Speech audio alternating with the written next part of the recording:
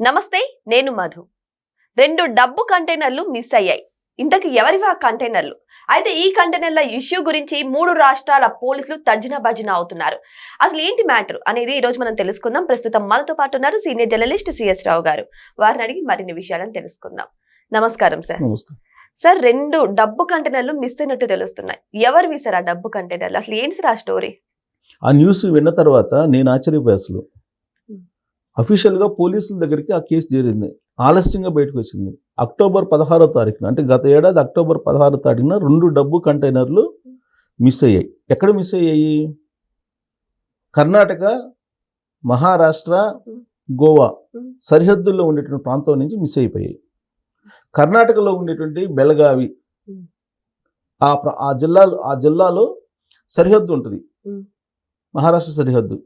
అక్కడ మిస్ అయిపోయినాయి 2 కంటైనర్లు. ఇప్పుడు అక్టోబర్ 16వ తారీఖున. అప్పటి నుంచి ఇప్పటి వరకు ఆ విషయం బయట రాల. సంజయ్ దత్ అనే అతను మహారాష్ట్రలో కంప్లైంట్ చేశారు. ఎందుకు కంప్లైంట్ చేశారంటే, అప్పుడు నన్ను కొంతమంది కిడ్నాప్ చేశారు, ఇట్లా డబ్బు కంటైనర్లు కిడ్నాప్ అయిపోయిందని చెప్పేసి అతను కంప్లైంట్ చేస్తే, ఆ కంప్లైంట్ మీద మహారాష్ట్ర పోలీసులు కర్ణాటక పోలీసులకి లెటర్ రాశారు. బెళగావి జిల్లాలో మీది బోర్డరు, మీ బోర్డర్లో 2 కంటైనర్లు డబ్బు కంటైనర్లు మిస్ అయిపోయాయి. సో ఆ డబ్బు కంటైనర్లకు సంబంధించినటువంటి వివరాలు బయటకు రావట్లేదు, మీకు ఏదైనా సమాచారం ఉంటే మాకు షేర్ చేయండి, ఇట్లా సంజయ్ దత్ అని అతను కంప్లైంట్ చేశాడని చెప్పి లెటర్ రాశారు. ఎస్పీకి, బెళగావి ఎస్పీకి లెటర్ రాశారు మహారాష్ట్ర పోలీసులు.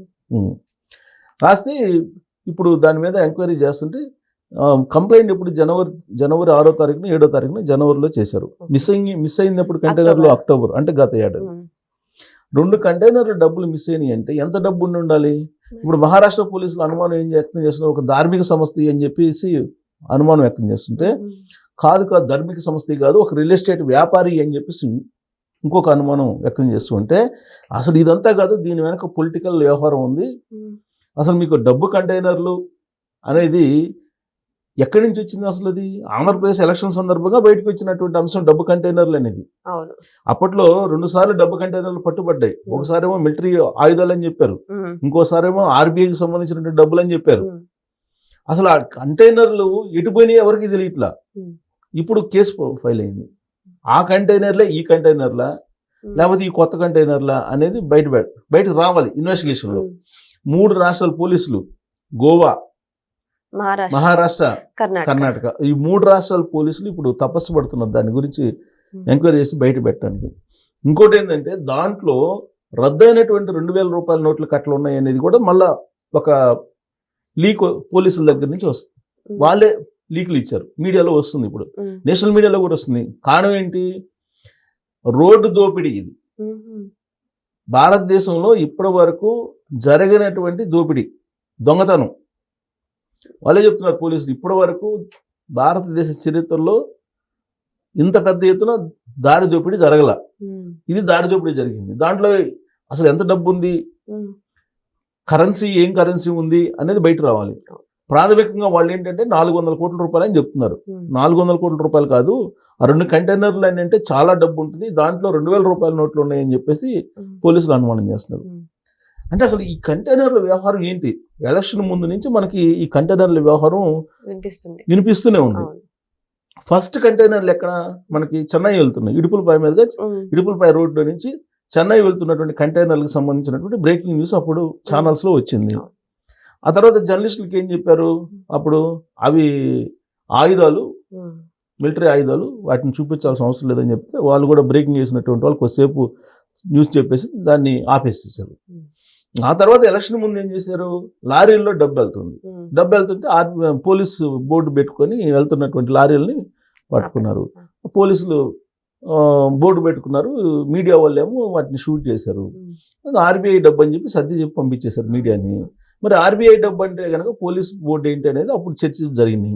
సరే, అప్పుడు బయటపడినటువంటి ఆర్బీఐ డబ్బు అని చెప్పేసి చెప్పినటువంటి పోలీసు వాహనాలు కానీ, లేదు మిలిటరీ ఆయుధాలు అని చెప్పేసి అక్కడ కనిపించినటువంటి చెన్నైకి వెళ్తూ కనిపించినటువంటి కంటైనర్లు కానీ, దాంట్లో ఏముంది ఏంటి అనేది ఫర్దర్గా ఎవరికి స్పష్టత రాల. కాకపోతే పోలీసులు మాత్రం అప్పుడు కొంతమందికి ఈ న్యూస్ ఇచ్చినటువంటి వాళ్ళకి నోటీసులు పంపించారు. ఆ నోటీసులు పంపించిన తోటి కామ్ అయిపోయారు, న్యూస్ కూడా ఇవ్వాల. అంటే న్యూస్ స్ప్రెడ్ కాకుండా, న్యూస్ ప్రజల్లోకి వెళ్లకుండా కట్టడి చేశారు అప్పట్లో ఉండేటువంటి పోలీసులు. ఇప్పుడు కూడా ఉన్నారు, కానీ అప్పుడు దానికి బాధ్యులైనటువంటి వాళ్ళు. అయితే ఇప్పుడు మళ్ళీ కొత్తగా ఏమొస్తుంది, 2026 గత ఏడాది అక్టోబర్లో మిస్ అయిపోయినాయి, 2 కంటైనర్లు మిస్ అయిపోయినాయి అంటున్నారు.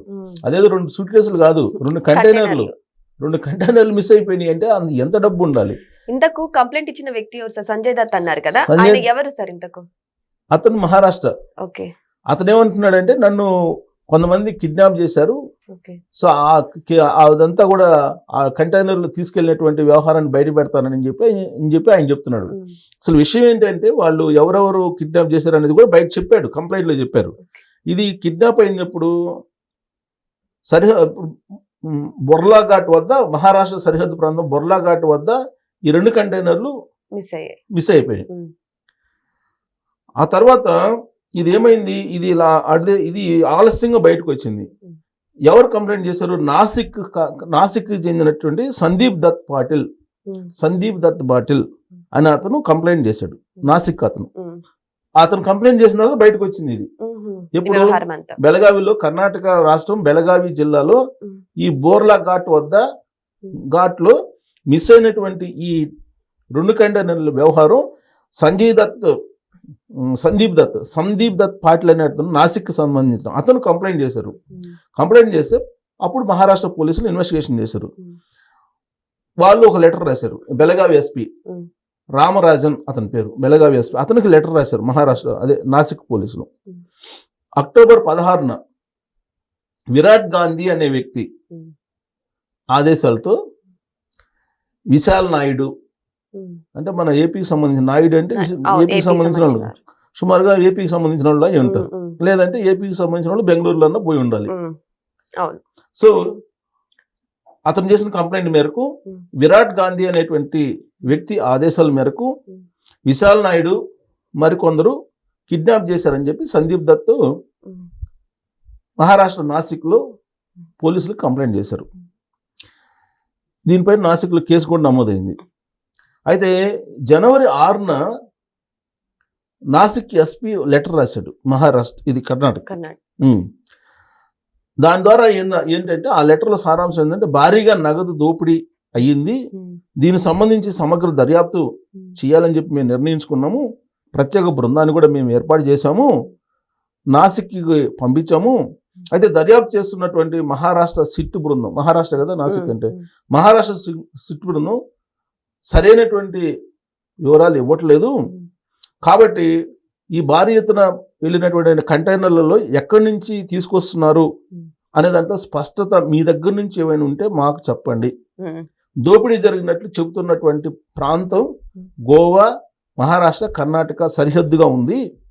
సో 3 రాష్ట్రాల పోలీసులు సంయుక్తంగా దీన్ని విచారణ చేయాల్సినటువంటి అవసరం ఉంది అని చెప్పి ఆయన భావించాడు. సో ఇది ఎక్కడి నుంచి వెళ్తున్నాయి అని అంటే ప్రాథమికంగా వాళ్ళది గోవా నుంచి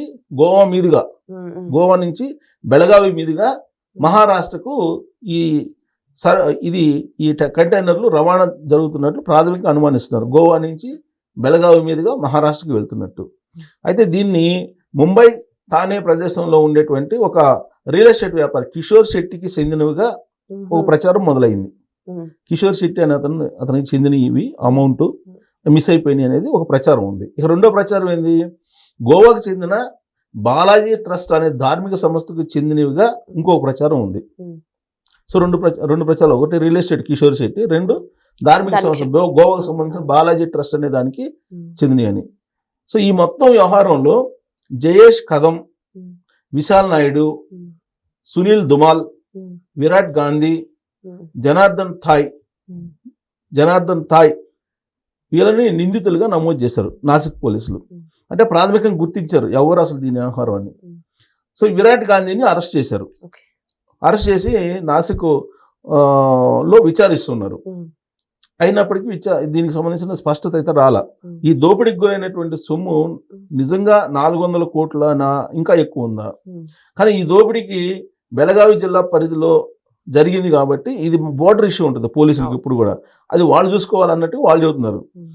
సో పరిధిలో జరిగిన నిర్ధారణ అయితే ఎఫ్ఐఆర్ నమోదు చేసి దర్యాప్తు చేస్తామని చెప్పేసి ఆయన లెటర్ అయితే మహారాష్ట్ర నుంచి లెటర్ ఏదైతే వచ్చిందో ఆ లెటర్కి ఈయన రిప్లై ఇచ్చారు. ఎవరు? కర్ణాటక ఈ బెళగావి ఎస్పీ.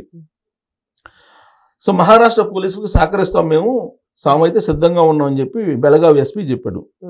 అయితే ఈ నగదుల ట్విస్ట్ ఏంటంటే రద్దయినటువంటి 2,000 రూపాయల నోట్లుగా ప్రచారం కూడా బయలుదేరింది.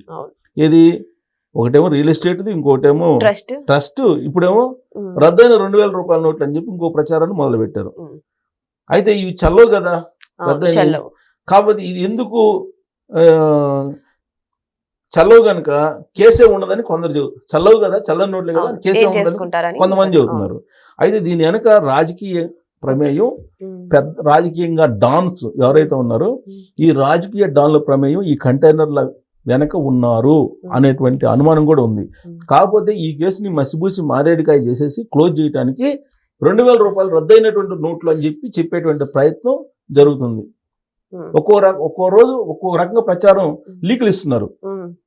ఒకటేమో రియల్ ఎస్టేట్ సంస్థ అన్నాడు కిషోర్ శెట్టి, రెండేమో బాలాజీ ట్రస్ట్ గోవాద్ అన్నాడు, ఇప్పుడేమో 2,000 రూపాయల నోట్లు అని అంటున్నారు.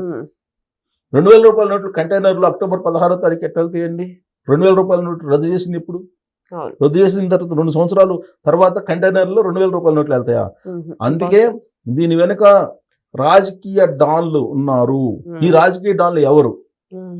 కర్ణాటక సంబంధించినటువంటి బెళగావిలో ఉన్నటువంటి, బెళగావితో సంబంధం ఉండి కర్ణాటక బెంగళూరుతో సంబంధం ఉన్నట్టు రాజకీయ డాన్లు ఎవరు? ఈ కంటైనర్లు ఎక్కడి నుంచి ఎక్కడికి వెళ్తున్నాయి? ఈ డాన్ల వ్యవహారం తేల్చాలి. ఈ డాన్ల వ్యవహారం తేలిస్తే కనుక వస్తాయి. డాన్ల వ్యవహారం తేలుస్తారంటే తేల్చరు. ఇది కంటైనర్లు ఎక్కడ మిస్ అయ్యేది ఒక క్లారిటీ అయితే ఉంది కదా సార్, ఎక్కడ పలాన్ ప్లేస్ లో మిస్ అయింది, ఒక బార్డర్ లో మిస్ అయింది అని మహారాష్ట్ర పోలీసులే లెటర్ రాశారు అఫీషియల్ గా. మరి ఇట్లాంటి బార్డర్స్ లో ఎక్కువగా సీసీ కెమెరాల నిఘా ఉంటుంది సార్, ఎక్కువగా ఉంటది. పోలీసులు పట్టుకోవాలనుకుంటే క్షణాల్లో పట్టుకుంటారు. అవును. మహారాష్ట్ర పోలీసులు ఏం చెప్తున్నారు? బెళగావిలో ఈ కంటైనర్లు మిస్ అయినాయి మీ రాష్ట్ర పరిధిలో అని చెప్పి కర్ణాటక పరిధిలో బెళగావి ఎస్పీకి చెప్పారు. అంటే బెళగావి ఎస్పీ ఎఫ్ఐఆర్ నమోదు చేసి ఇన్వెస్టిగేషన్ చేయాలి కదా. అవును. మొత్తం కర్ణాటకలో జరిగింది, ఈ మొత్తం వ్యవహారం కర్ణాటకలో జరిగింది అనేది వాళ్ళు లెటర్ లో సారాంశం. ఈ విశాల్ నాయుడు ఎవరు ఉన్నారు కదా, ఈ నాయుడు ఎవరు, తర్వాత ఈ మొత్తం మిస్ అయిన కంటైనర్లు ఎవరు, దీని వెనక డాన్లు, పొలిటికల్ డాన్లు ఎవరున్నారు, ఇవన్నీ బయటికి తీసుకురావాలని అంటే అంత చిన్న విషయం కాదు. ఎందుకంటే ఢిల్లీలో మనకి తెలుసు కదా, ఢిల్లీలో ఏ విధంగా రక్షణ కల్పిస్తున్నారు అనేది ఢిల్లీ పెద్దలు. సో ఇలాంటి పరిస్థితుల్లో 3 రాష్ట్రాల పోలీసులు కాదు, భారతదేశం మొత్తం పోలీసులు ఎంక్వైరీ చేసినా కానీ అది బయటకు వచ్చే అవకాశం లేదు. దాన్ని మడతేసి పెట్టడానికి, దాన్ని అటకెక్కించడానికి ఆల్రెడీ దానికి 2,000 రూపాయల నోట్లు అనేటువంటి ఒక ప్రచారం స్టార్ట్ చేసేసారు. సో మరి ఈ కంటైనర్ల వ్యవహారం తేలితే దీనికి మళ్ళీ మనకి ఏపీ లింకులు ఉంటాయా? కర్ణాటక తోటి ఏపీ లింకులు ఉంటాయి కదా. సో ఏపీ కంటైనర్ల వ్యవహారం అనేది మన స్టేట్ నుంచే కదా స్టార్ట్ అయింది అసలు. సో కాబట్టి ఇది ఒక పెద్ద ఇష్యూ ఆలస్యంగా వెలుగులోకి వచ్చింది. కాకపోతే అఫీషియల్ గా రికార్డ్ అయింది మహారాష్ట్రలో. కర్ణాటకలో వాళ్ళు కనుక దాన్ని కనుక సక్రమంగా కర్ణాటక పోలీసులు ఎంక్వైరీ చేస్తే బెళగావి, బెంగళూరు ఈ మొత్తం వ్యవహారం బయటకు వచ్చే ఛాన్సెస్ ఉన్నాయి. సో ఏదేమైనా సరే ఆ మిస్ అయిన 2 కంటైనర్ల వ్యవహారం మాత్రం ఇప్పుడు తారస్థాయికి చేరినట్టు తెలుస్తుంది. మరి ఆ కంటైనర్లు ఎవరివి, ఎక్కడి నుంచి వచ్చాయని తేలనున్నాయి. మరి వెయిట్ చేసి చూద్దాం, ఇదంతా న్యాయంగా తేలుతుందా లేకపోతే ఈ వ్యవహారాన్ని క్లోజ్ చేస్తారా అని. Thank you so much. Thank you.